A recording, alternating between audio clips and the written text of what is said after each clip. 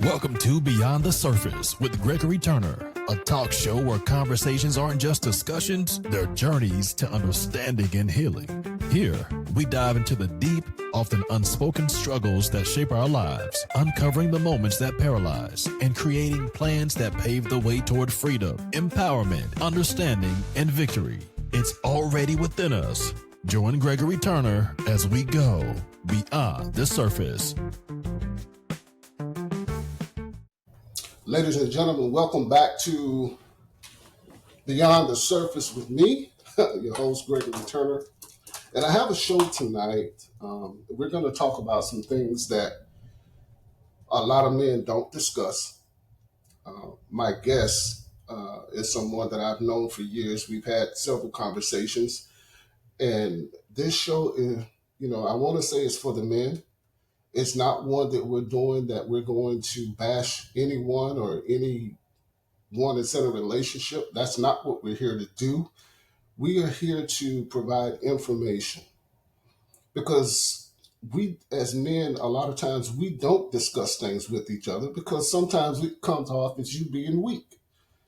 And my guest is a really good friend of mine. His name is Quincy Collins. And Quincy, I'd like to welcome you to Beyond the Surface with Gregory. I've been waiting for this moment for us to talk.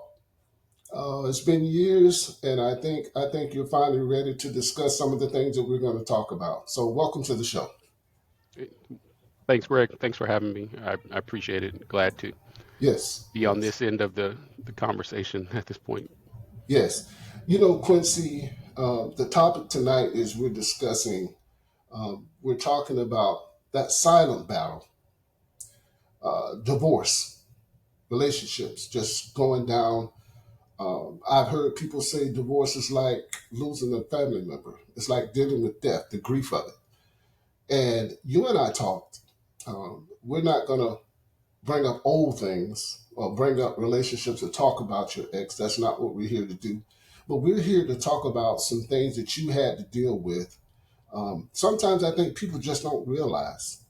So when tell me about how you dealt with your divorce and what did it do to you? Sure. Okay. Well,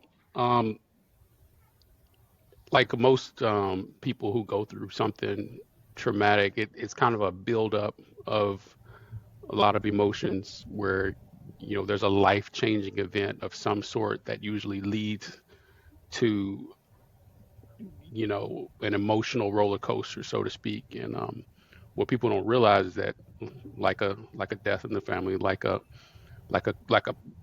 career-ending injury or switching jobs, it is a transition in life, and no, it's the type of transition no one really plans for or sets out on when they go to get married or get in a relationship, right? It's something that's deeply spiritual, and it's a transition for me personally that happened and started up during the 2020 to 2021 pandemic, like a lot of people, right? Because of the economic situation and the pressures, the social restrictions and pressures that were put upon families. Unfortunately, I became, and I guess the best way to expose it is those environments expose relationships that are already weak to begin with, right? They just amplify the situation. And I was kind of in that specific type of predicament. Okay. Well, let me ask you this. How did your divorce impact your identity as a man, a father, or a provider? Yeah, it impacted me a lot in terms of how I saw myself, because I had been, legally married for like 15 years, and Wow. that had since I, transitioned out of the military. So most of my civilian professional life, I had identified with just that, and we had a special needs son 10 years into a marriage. Most people, don't usually wait that long, but that was a pivotal moment too, because you get used to a certain type of lifestyle, what you want on your own terms, right? And then you automatically have a third life that two people are responsible for. Um, so yeah, so it was one of those situations where first you go from being someone who identifies as being married, but then you also identify as being a father later on too in life, approaching 40 when it happens. So then you have this new identity, right, as you get into your mid 40s, and people quote you as having like a midlife crisis, so to speak, right, because then you're dealing with um, a lot of the blame game as it relates to a long-term relationship ending. So that's kind of where I was at. Okay, okay. You know, I, when you get married, man, a lot of pressure is on the man. Um, Anything that goes wrong, a lot of times, it Hmm. falls on our shoulders. Right. Um, and a lot of times, things happen, and we're forced to accept certain things that we don't actually believe. That's not our belief. Right. Did you? How did you deal with that? Like, how did you deal with accepting something that you didn't believe? That's got to be hard. Yeah. I mean, and I think I brought this up with other people, including Mhm. my now new wife, is that when you're going through the process, when I like to put it like this: when you feel like you're having trouble, you seek out a coach or a counselor. But when you go to an attorney, then that's a whole nother level where at that point there's not it's hard to recover because you've moved into a situation where you've incentivized someone in the profession of making sure that someone's misfortune, circumstances is carried out to its fullest, right? So um, there's no, like, a lot of the hope is gone. So you're automatically in a situation where you you now have to humanize yourself, right? Because the goal of the other party is to dehumanize you, just for lack of better words. But the reality is that, like you said, they're in a decree. You have to somewhat rational statements as to why you made the decision that you made, right? And that can be hard, right? Because whether you, whether you believe um, it was a rational reason or not is subjective. It's up for debate, right? But the point is, they have to make a very strong case that you, as a man, or even the woman, didn't uphold a certain end of the bargain, or um, were in a situation that manipulated or prevented the other party from being their best version of themselves, right? So that's kind of the situation. Did you ever second guess yourself as a man? Because you have a wife and you have a child.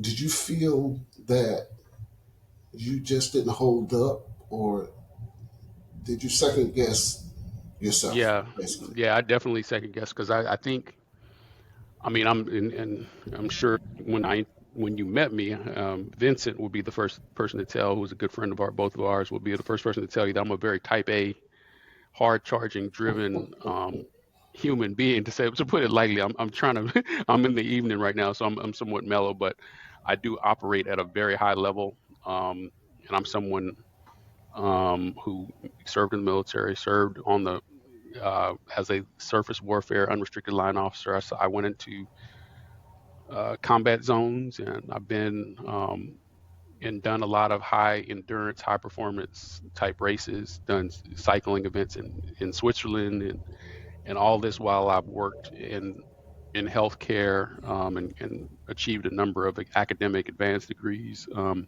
this is all while being married to, and even achieved my MBA during the COVID while I had a special needs son whose kindergarten had shut down. So yeah, I've powered through a lot of challenging situations. So as you're kind of alluding to, this is something I struggle to wrap my head, because it's like, how can I not fix this? I know how to fix everything else, right? So yeah, you do lack your confidence and your pride definitely take a strong hit, right? Because I'm so used to, I've had so many bumps in the road. Even when I was serving the military, I had some troubles, and then I always found a way to kind of bounce back and recover. But this is a unique, it's a situation where a decision's made, and your life transitions, right? So that's why it is comparable to losing a child or losing a job, losing a career, because you're all of a sudden forced to go in a different direction than what you thought the Lord may have had planned for you. So Right. And one thing, I don't think any man wants to feel, and I don't think, I don't want to say women don't understand this because I don't know if they do or if they don't. It's something about when a man is in feel that he's in a helpless situation. That is one bad feeling. And right. did you ever feel like you were helpless, like there was no way out, there was no solution to the situation? Yeah, and like I said, I would feel even more helpless because like I said, I don't like to make excuses, but we were both in a situation where we lived in a state or a region, and like unlike most families who raise children, we didn't have family or a caregiver we could immediately depend on. Never mind the fact we were in COVID and there was social physical restrictions, but to add to that, I didn't have we didn't have any family. She's from overseas. My family was back in Texas, so you felt helpless because here we are in a pandemic, and your families, your respective families, are trying to understand the dynamics from afar. So a lot of assumptions are being made without any true understanding, right, of our circumstances, right? So there's automatic, like you said, most men are the first to kind of feel the heat, and then there's, we get defensive, right? Then we're deflected and like, oh, they didn't, but at the end of the day, you know, um, there has to be a sense of security on both sides, right? And if that's not um, felt or projected, then one party has the right to seek to protect themselves, right? So Right, right. So where did you find your support? Because I know you had to have it. You needed it.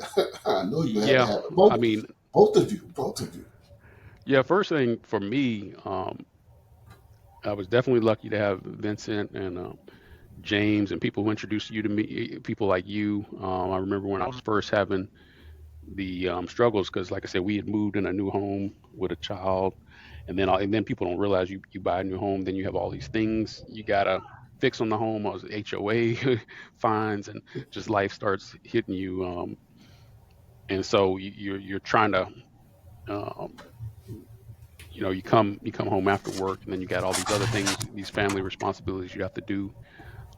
Such and such school, needs this. We need to pay for this service or this treatment for your son or this um, hospital bill or whatever. It's just always something, right? And for me, I was first off, I got into a situation where I was in the medical cardiology field specifically, and very high demanding. I was on call.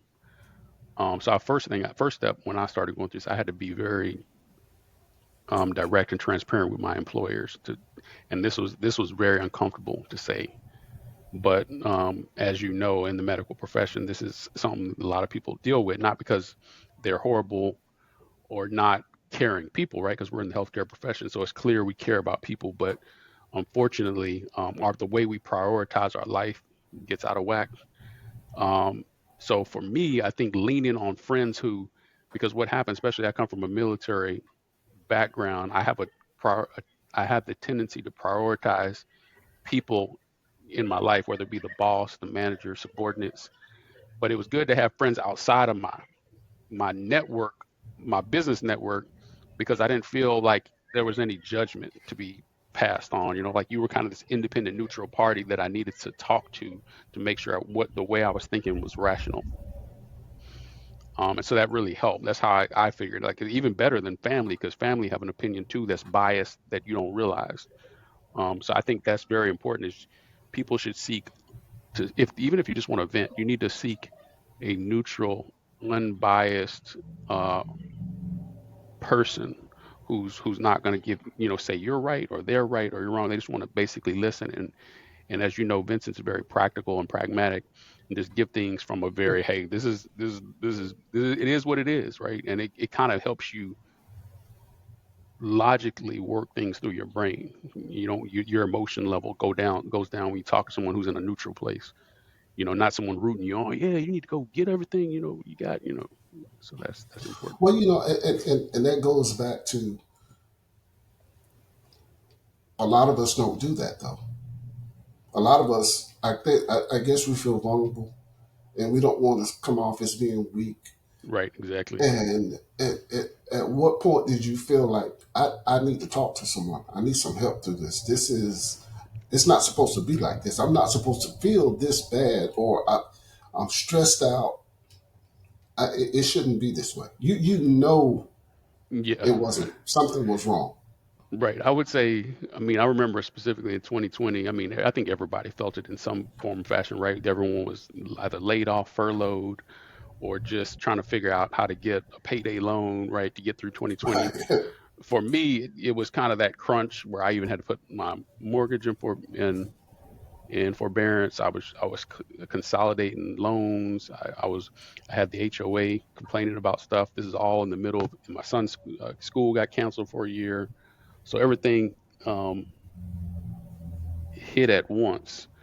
Um, so I'm trying to, I remember, and I think what ultimately did, I think the AC went out in like July or August, Oh, So I think that was when I think I called you. I said, Vince, I got to talk to somebody.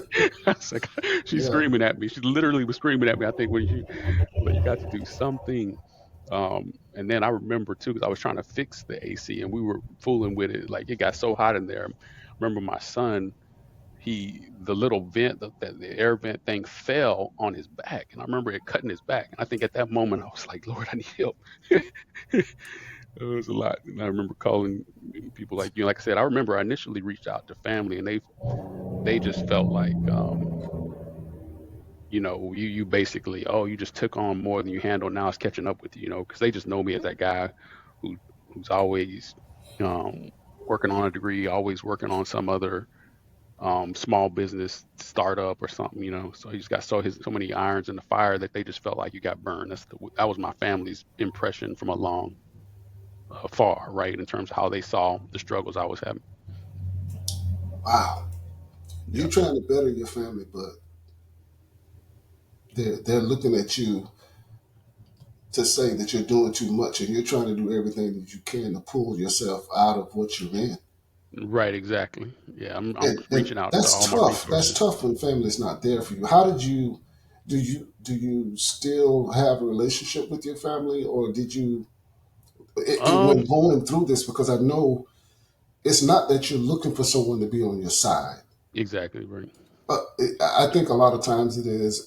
It's not so much that you're venting. You just want to be. You just want to release that. You're looking for peace. You're struggling trying to find some peace. Things are going wrong in your home, and it's not going. Your relationship is not going like it should. Um, and you're talking with friends. You talk with me, but you couldn't talk to your flesh and blood. That's Mhm. got to be tough. Well, my situation was a little unique in that both my parents had both been divorced, or well, Mhm. so I came from a broken family. So the reality is that, to be honest with you, in my opinion, they pulled back because they felt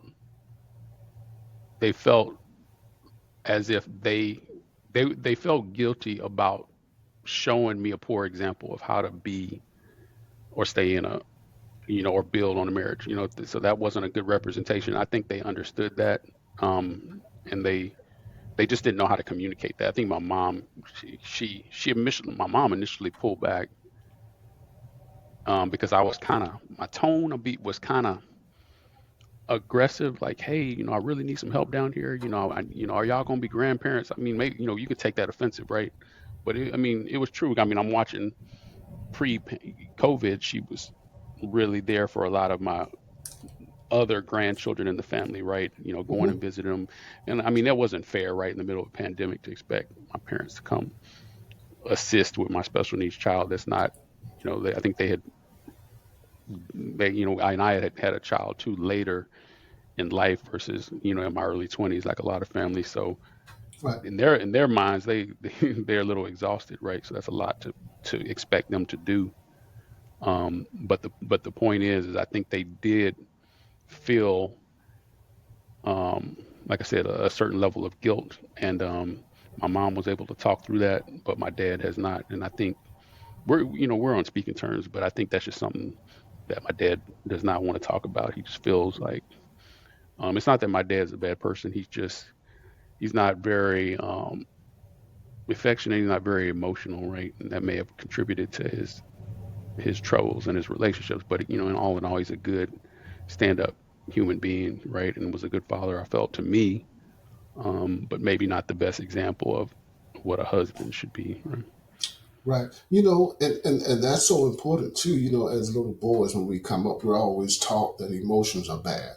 You don't Hmm. cry. You don't do this. You don't do that. But I found I've been mentoring with kids for a while, over 20 plus years.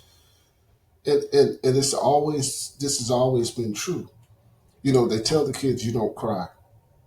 The little boys that don't cry usually wind up going to prison Right. Exactly. because they Yeah. have anger issues. Right. And you hear that saying all the time, anger starts when knowledge stops. Hmm. And I want to talk to you about intent, the word intent. Um, and for anyone that's listening that's new in a relationship that's just got married, um, intent is very important. When you talking with your spouse or you're talking with a friend, and you can even do it at work as well, you recognize the intent. If that intent is not good from that person when they're talking to you, or if that intent changes while you're talking, and they probably feel like they're losing the conversation. Right. Did you ever pick up on bad intent? You see it switch from trying to understand to the intent being um, aimed at you to harm you, in a sense, just to win the conversation. Did you ever sense that? And if you did, what did you do? Um, I think I was I'm one of those people, I think I have the tendency to become I can become on the offense, um, if I feel like, someone's being defensive, or vice versa. I can become real defensive if I feel like someone is intentionally. But I think ultimately what happens is that if you really want to just put it at its basic terms, as individuals, as single individuals, and even as just a married couple without children, to some extent, you're in control of your life, right? You get up, you could go work out, you can go do what you got to do, and at the end of the day, you could kind of live a life and come back and support each other in the places you know how. But Hmm. when you bring another life into this world, it adds a new dimension. And I think people like, I'll just call like what I am. I'm a, you know, very type A alpha, um, people who, you want to call it whatever, narcissistic people who like to achieve a lot, their priorities, they think it still can be about them.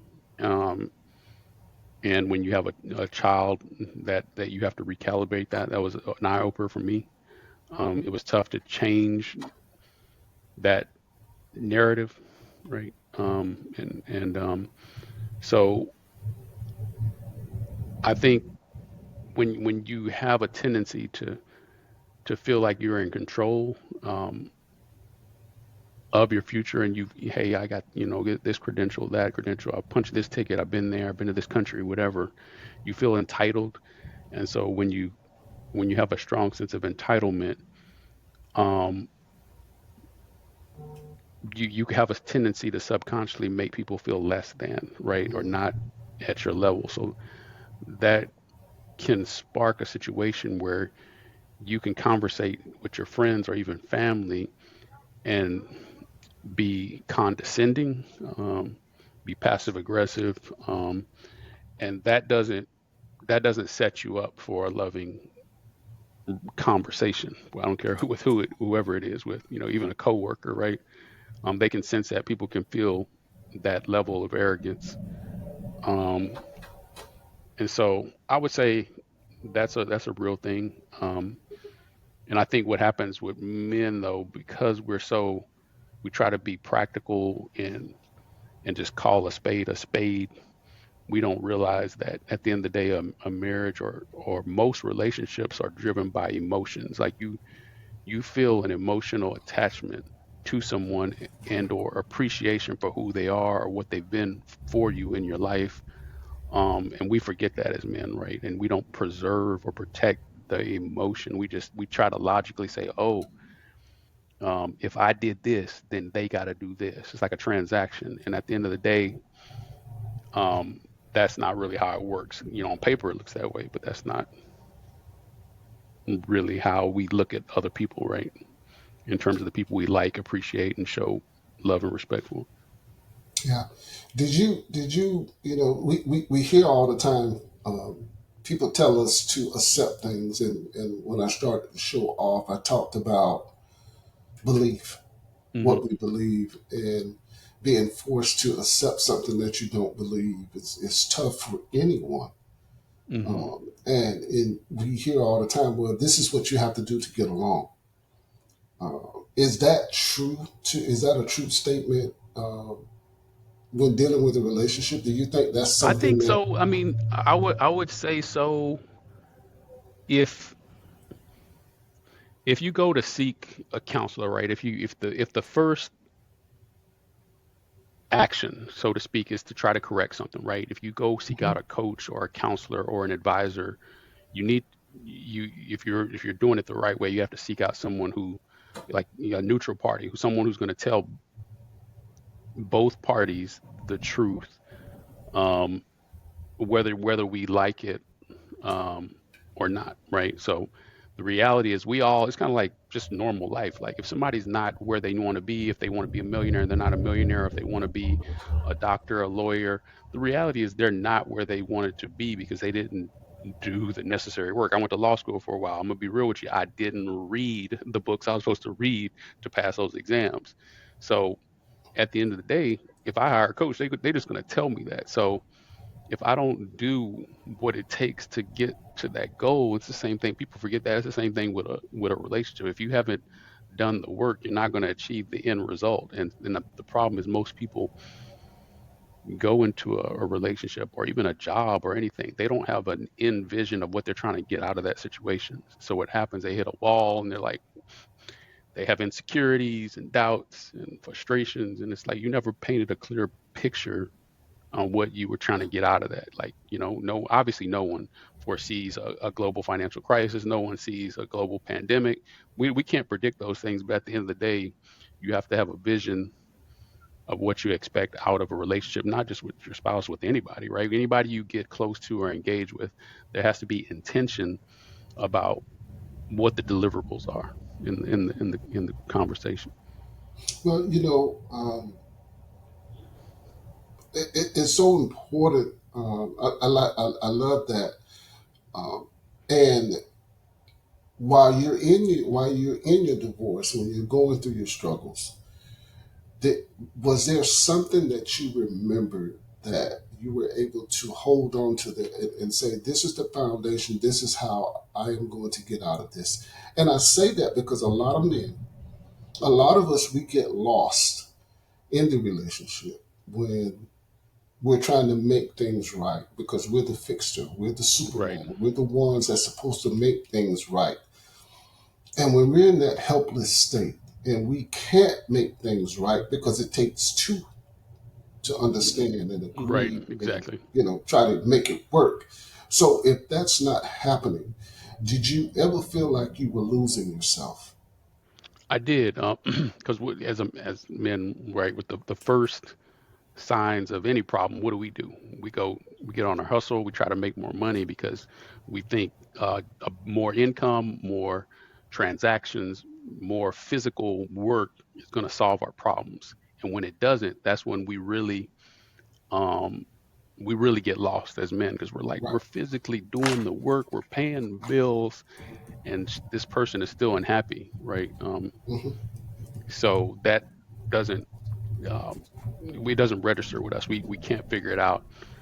Um, and even then, you're in a catch-22 situation, right? Because as you go through a divorce, then you have to make financial disclosures, and if your natural inclination is to feel like working more is going to solve problems, and you can kind of create more problems for yourself in the future if in fact there's a dispute as to who gets how much somebody should get in the relationship. So the point is you have to back up, and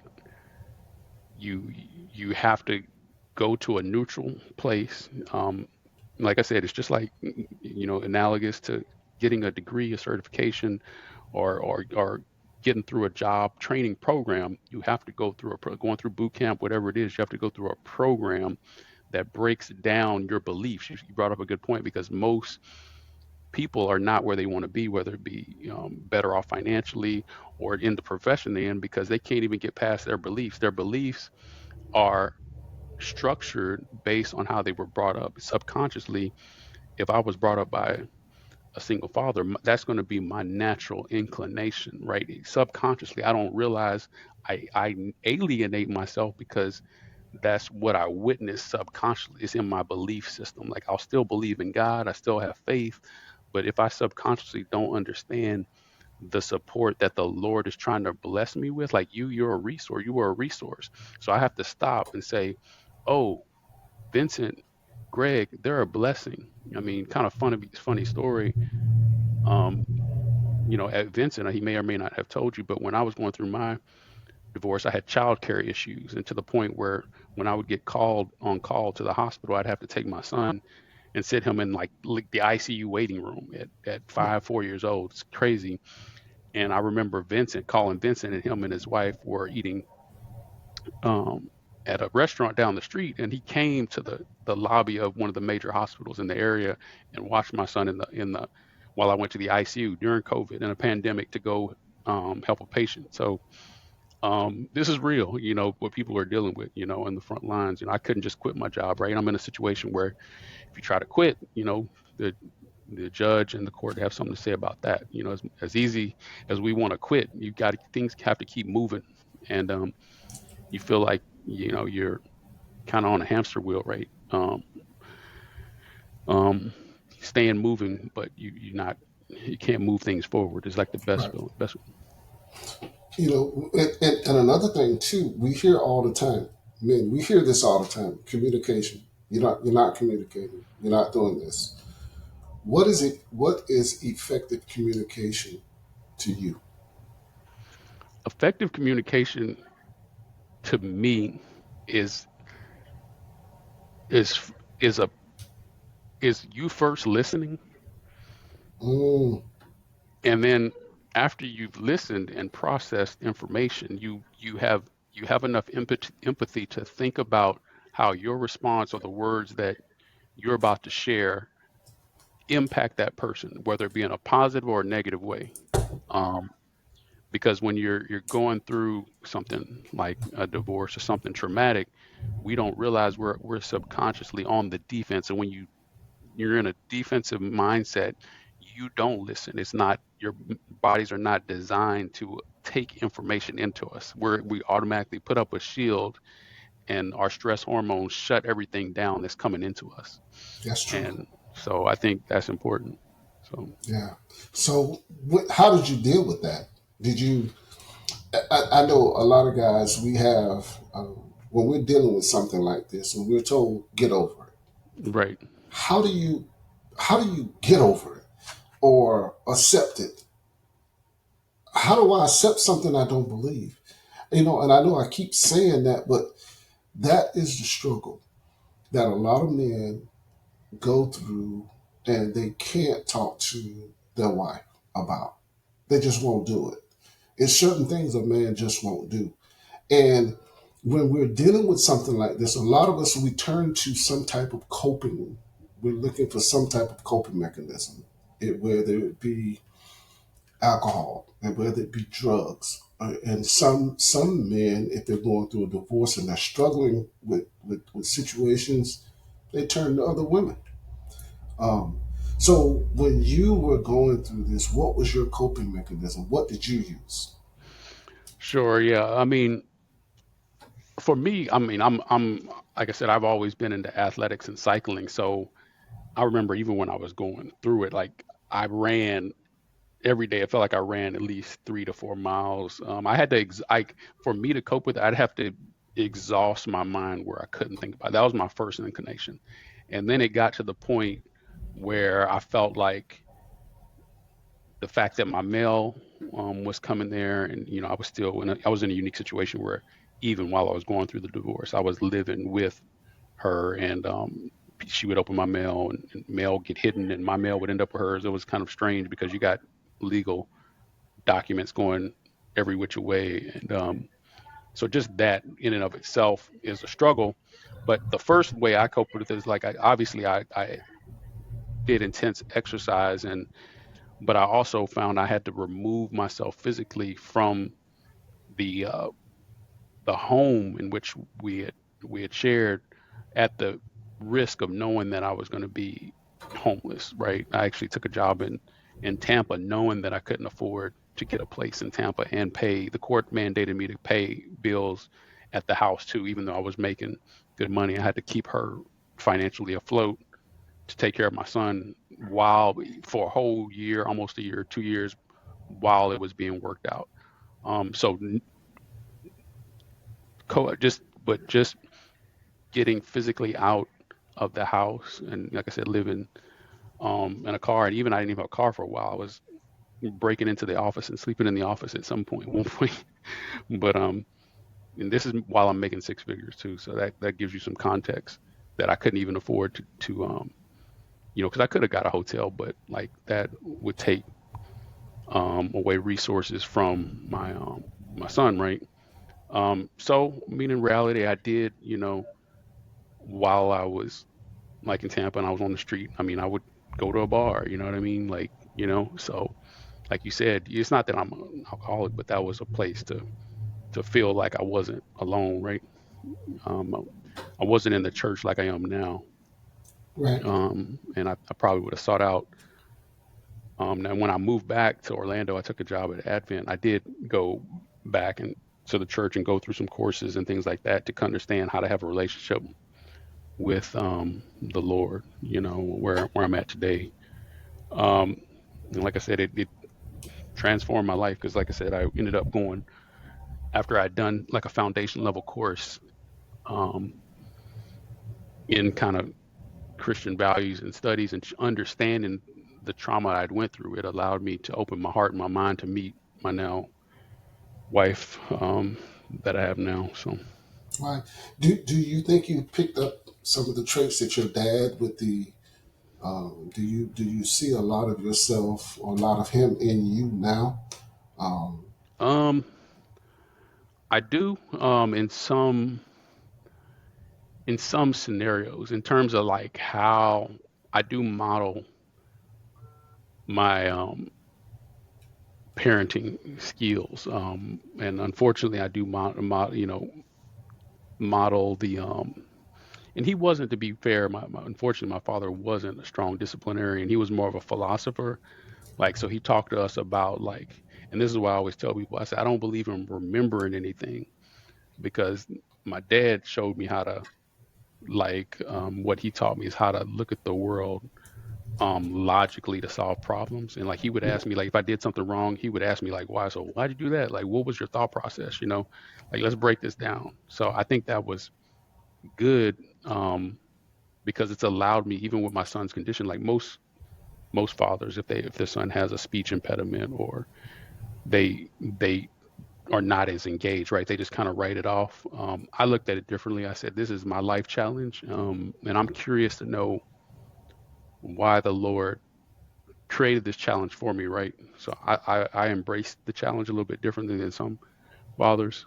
Um, and again, my father was very practical. He sent us to private school, and he just, you know, um, worked overtime. He just very pragmatic, organized. He just felt like if you do this, then this should happen. He didn't really get into the people's feelings and things like that.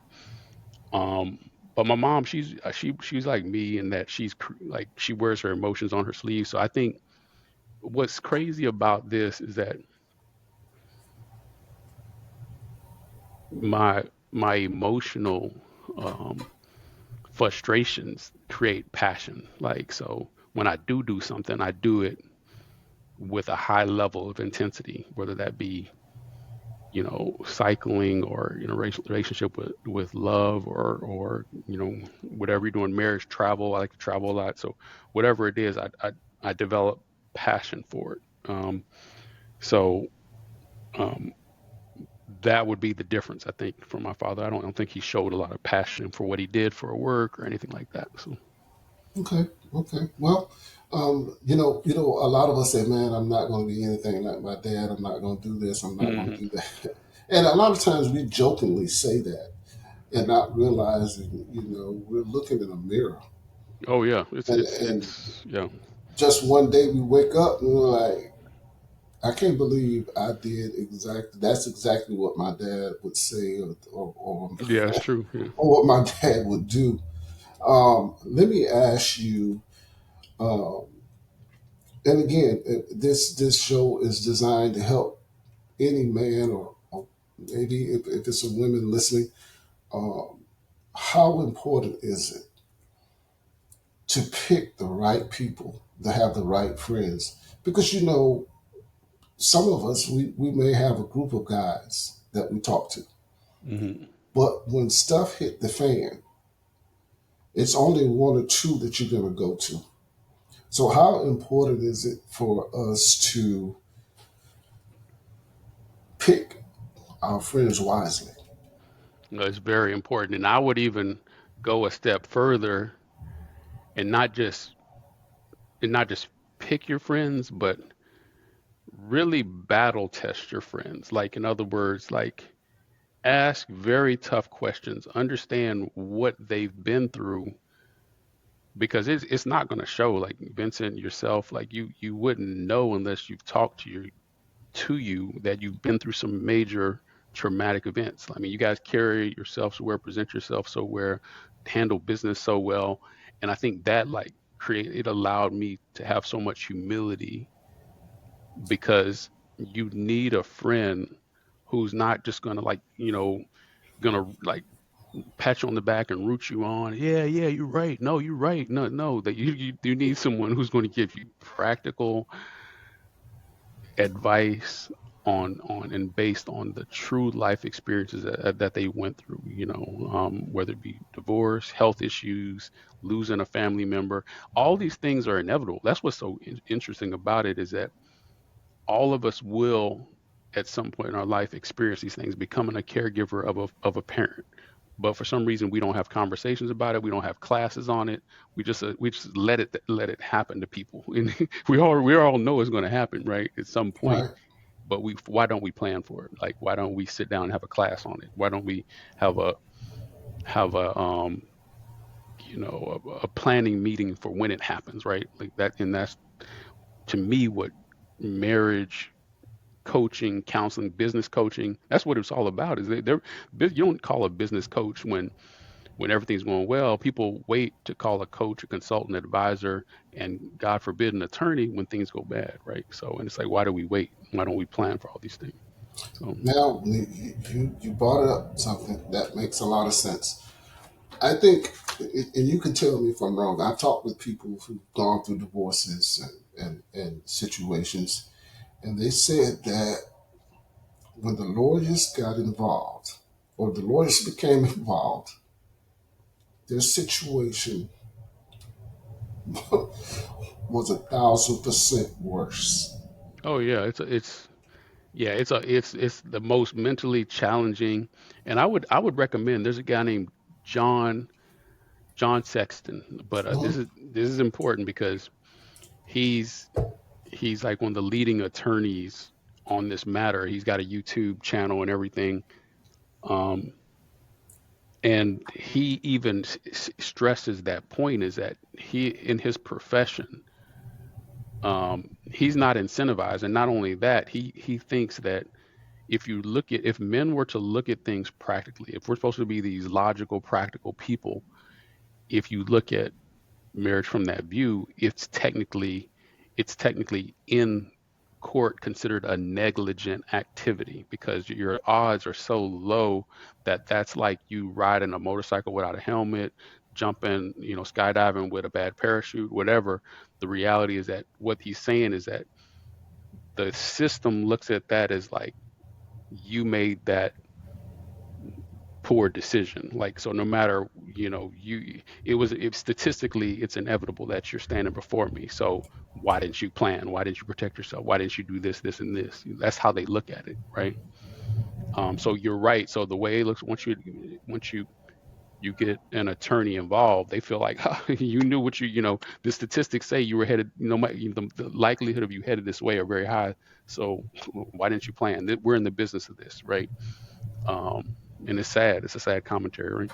Oh, wow. That is very sad when they start looking at just numbers and percentages. Yeah, Truth, flesh, and blood. You have yeah, children, you have a child. right. And then, And, like you said, there's young children, family, and not only it's only affect. It not just does it affect the children, but um, the families on both sides.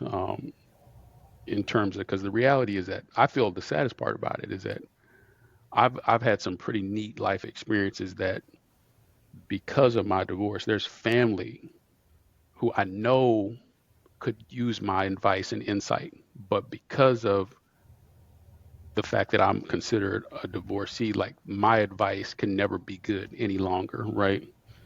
Um, in spite of all the places I've been, the situations I've been in, so it is a stigma that you have to overcome, unfortunately. And as a minority man, that's even a more of a hump you have to get over.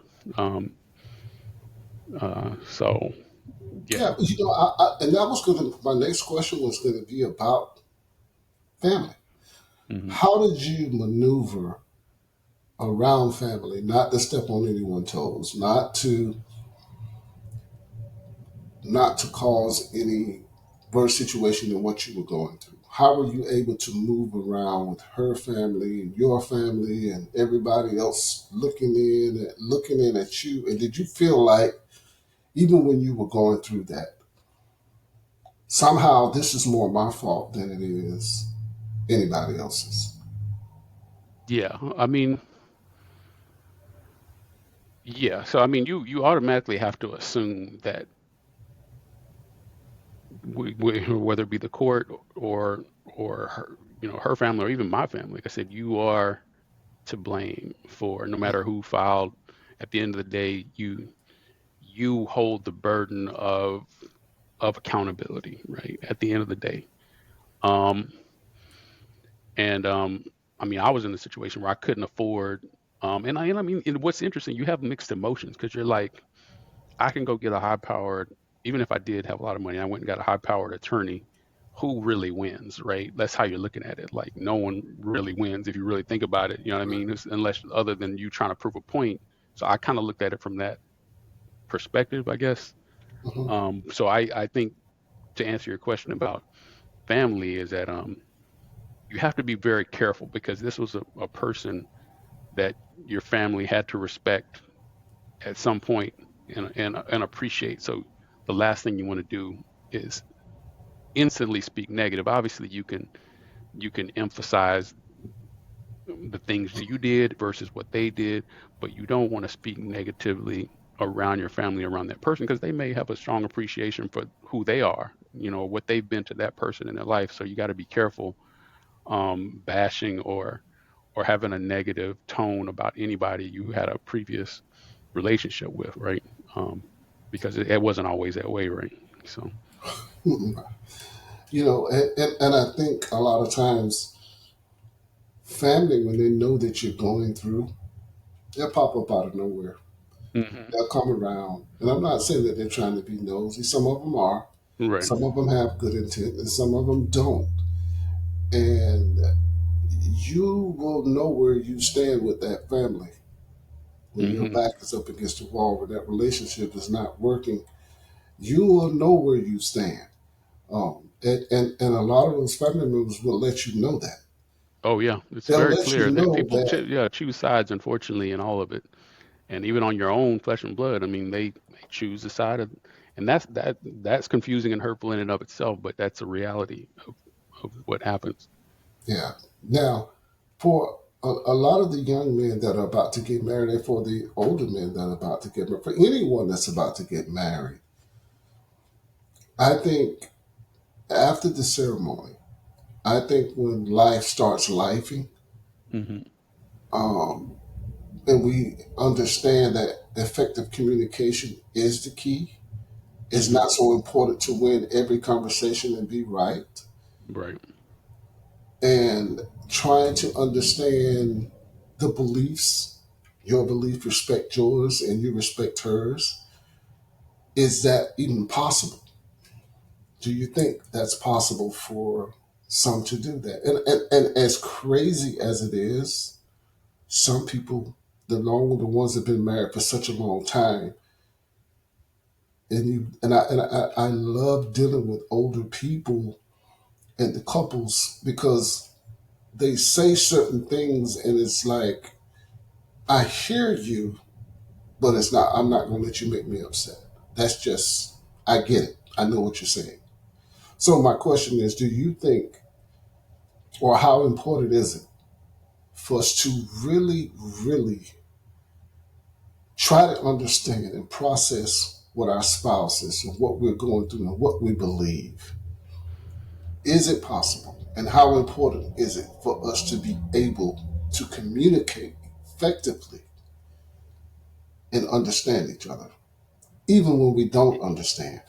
Yeah, it's very, no matter, in every people think it's half and half. You both have to respect and understand each other. But I think where we get it wrong is you make the assumption that it's an even distribution of understanding, and it never will be. It's a pendulum that swings back and forth.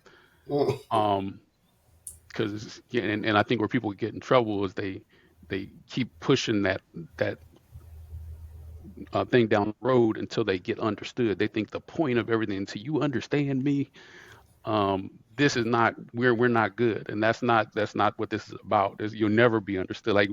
Like there's still things it's funny because even when you introduce family or people who knew you as a child, they'll tell a story to your spouse, and it'll bring a whole new light to how your spouse sees you, because there's certain things you do that your spouse will never understand. Like there's Right, certain right. subconscious habits and things that even if I personally explain it to you, you're never going to get. So what I'm saying is, like, you have to lose that. You have to die to your, especially for men, we have to die to ourselves, because we are the physically, God created us and to be the strong, um, provider, practical human being we are, because the woman has to be the emotional support structure, and it's almost, you got to protect that in and of itself. Like, we're supposed to be the protector, provider, and we have to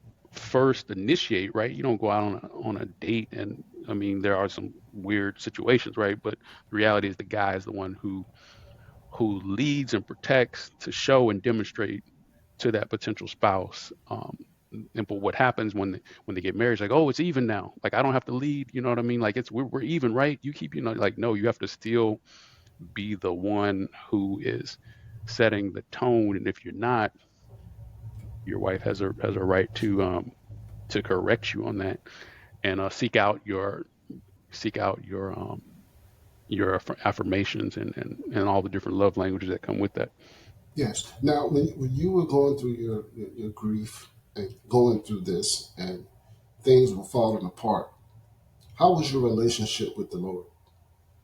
Um, well, they did a good job with the pandemic, right? Because they shut down the churches. So, and if you have a church that was online, that was helping, right? But no, my relationship definitely was not strong with the Lord at all during the pandemic, which is, in my opinion, why the attack was so pronounced. And it was definitely spiritual. I think that was the first inclination to call someone like you or Vincent, because I know you all are strong spiritually, because you're seeking spiritual guidance. And unfortunately, there wasn't a lot of that during the pandemic, right? And that was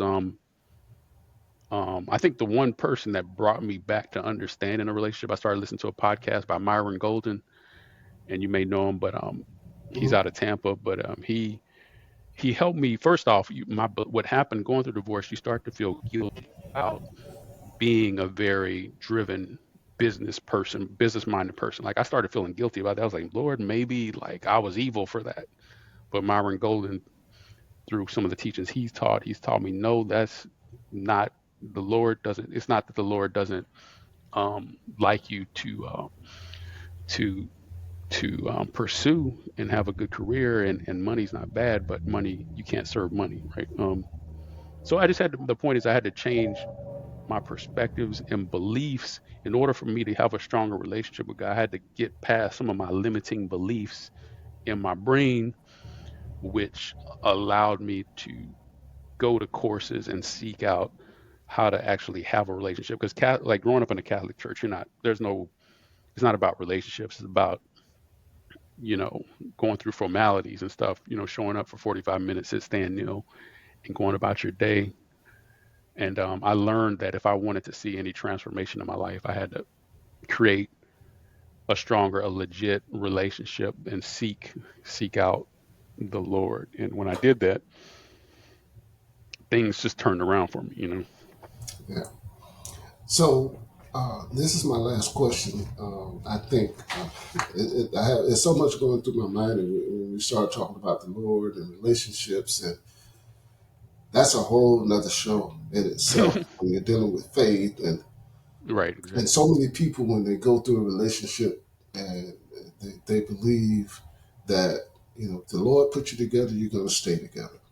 Right, And when it doesn't happen, they become angry with the Lord because they feel like everybody's betrayed them. They're hurting. Nothing right, is going good for them. And regardless of who's getting more, the grief is still there. right, And going through that, I think it's so important for, for you to have a foundation with the Lord. And if you don't, and you're going through something like that, He's there. You can get a relation. You can build a strong relationship with Him when you're going through your mess. right, And for you to have a level head to turn to Him instead of alcohols or to all these other right, coping exactly. things that you can Yeah. turn to. What did you at what point did you feel like, Lord, I just surrender? Because you said something that pretty much you had to get out of your own way and let God be God. Right. And at what point did you feel like, this is it, Lord, just take over? I can't handle it. I can't Some do for it. I some can't people, fix it. I mean, this is so, like, we hear all the stories, like, the pursuit of happiness, like the movies with Will Smith, and we hear all these rock bottom movies, and you think like, oh, it doesn't have to get that bad. But really, I mean, it sounds crazy, but even if you look in the Bible, I mean, Joseph, Job, um, there's so many, they all had to get to a point where they were broken down. But for me, to answer your question, I guess for me, it's like when my car got got repossessed. Um, that that was really when I'm like, because you think, oh, I got a car, I'll figure it out. I can stay in the car, I can go find a hotel, find a gym, whatever. And here I am working in Tampa. I can't lose my job, right? So I remember James, who was Vincent's business partner. He had to Yeah. literally. I was literally in my underwear chasing my car down the street to get my work stuff out of the car, and I did like at 5 in the morning because I had to get up so early to drive. But I ended up having to catch the train. But the fact that I caught the Sunrail to ORMC that Amtrak took me for an hour and a half to Tampa. Somebody picked me up, got an Uber, got to Tampa General, and actually got to work, and I felt like, man, I'm still going. Like I remember even Vincent came to visit me. He's like, Vince, like, and Vincent knows, like, I still, I dress nice. Like, he came to my office and I was still like the manager and stuff. He's like, people would never know you got all this going on. Like, I'm like, I mean, literally. And I mean, I remember carrying my suitcase. It was and the one thing that saved me was there was an Anytime Fitness about a mile away from my office. Mhm. And thank the Lord that place was open like 24 hours. Because Lord knows I probably wouldn't have been able to shower. But and like I said, this is all while I'm making six figures. Who go figure? That's why people think it's all about chasing an income. Because I had all that, and I'm still, um, not even a place to sleep. And another thing too that was pretty interesting. One of my coworkers, she's about to retire now. She was at Tampa General. Um, she kind of knew it. She was the one who helped me get a ride to the office, but she kind of knew. Like I didn't want to admit to her. Like she was like, "Where are you staying? Like I'll take you to the hotel." And I didn't have enough nerve to tell her like I don't even have no money for a hotel. Like just drop me off around the corner. I mean, but the point is, I'm saying all that because at that point I had to surrender. I was like, Lord, you got me. I can't run and hide anymore. I'm like, I have no people. I was literally on the streets. Like someone could have pulled up on me and literally took everything I had. Like, Oh, wow. yeah, This is just amazing to your resilience, even in the time that you could have just gave up at some point. yeah, And I'll say this: I've been through a lot in my life, especially my childhood. Been through a lot of loss, and I know grief. It's a good friend of mine. He's been in my life for a long time. hmm, But one thing I can tell you about God is when He cleans you, there's no residue. He yeah, doesn't leave true. any residue. So when people come to you and say, "Man, I wish I had your life. You seem to have it so you're so well put together." Yeah, it's Don't very. have a clue. They don't have a clue. Yeah, it's So true. man, I applaud you for being the man that you are. No, and A divorce don't make or break you. no, I appreciate it. And in the midst of everything, you surrendered. And I think that was the strongest thing that you could have done. Yeah, and like Yeah. I said, some people are forced to surrender, but I don't. Like I said, I don't wish that upon anybody. But I'm in a position now in my life where I'll gladly share my testimony to prevent people from happening because it's I tell people it's not the physical. Like I've served in like literally war zones. I've slept in cots in the middle of deserts. Like it wasn't being homeless. That's nothing. Like people always say, "Oh, I feel bad for that." It's like, no, you don't understand. It's the mental battle. Like you can be at peace and be on the streets. If people don't like that was like one of the most peaceful times in my life, to be honest with you. Like I wasn't thinking about suicide. I was like joy. Like I was walking down the street, I was like, Lord, thank you for this. Like this is awesome. Like because I knew He was trying to transition me into something else. I was like, keep taking it away, Lord. This is great. Like I was getting hyped. I was like, that means something else is coming. And sure enough, Well, I'm glad that we finally had this show. We it took a lot for this show. hmm, Um, we were uh, things happened. Then I had a head cold, still do. Um, don't know how I made it through this show without coughing, but I was praying the whole time, said that it wouldn't disrupt us. But Quincy, I really appreciate you coming on, and I know that a lot of people that's going to watch this show will gain a better insight in the mindset of some of us men and what we go through in relationships. And it's not about bashing women or trying to say who's right or who's wrong. It's just living through the life lessons that we experience. exactly. Yeah. Yes. If you could say something to someone, a young brother or a young bride going into marriage, what would it be? I would definitely recommend um, seeking out a coach. A counselor, generally speaking, is someone who helps one go through something traumatic that has already happened. A coach is someone like a teacher, an instructor, someone who's going to give you the realities of something in the future.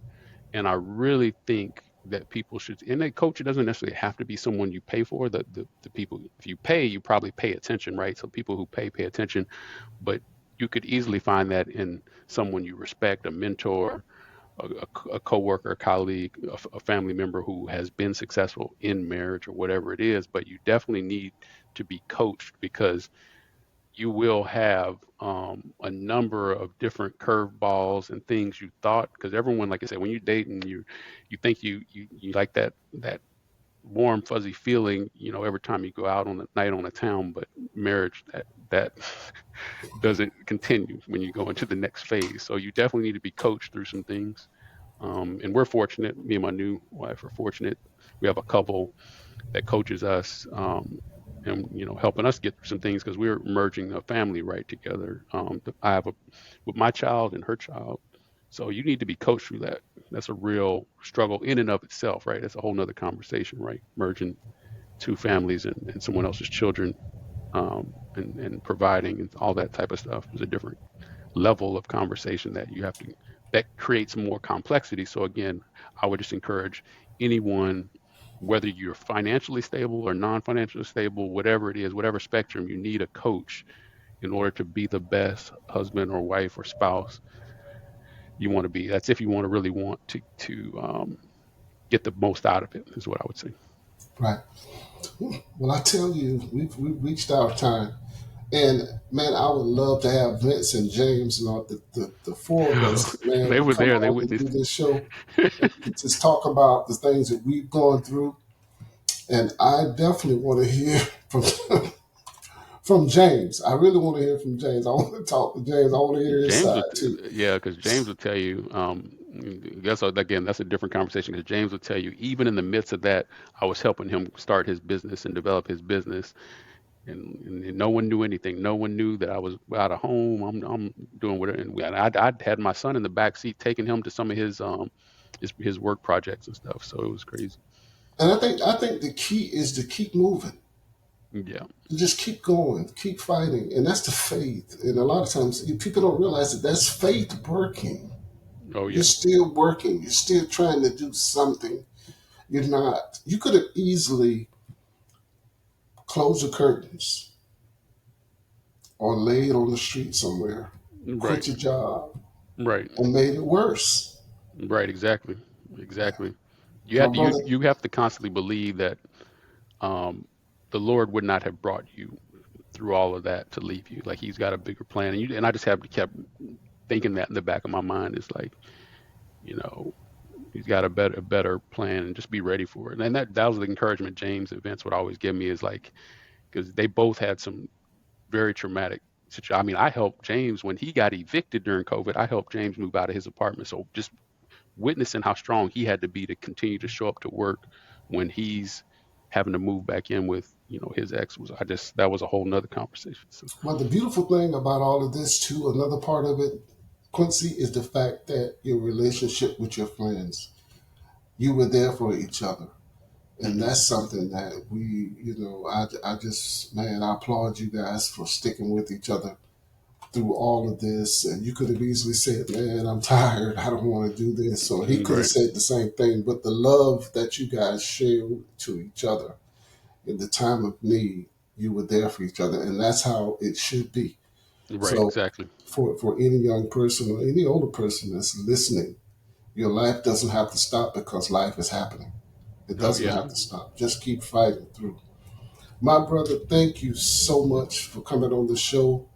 Uh, I mean, I'm praying for you and your new family.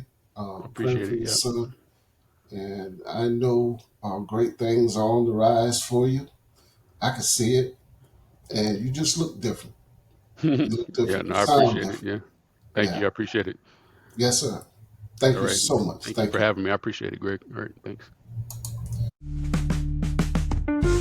Thank you for joining us on Beyond the Surface with Gregory Turner, where healing begins and transformation takes root. Together, we're proving that life's darkest moments don't define us. Victory is already ours. Until next time, stay empowered and remember, all things are possible.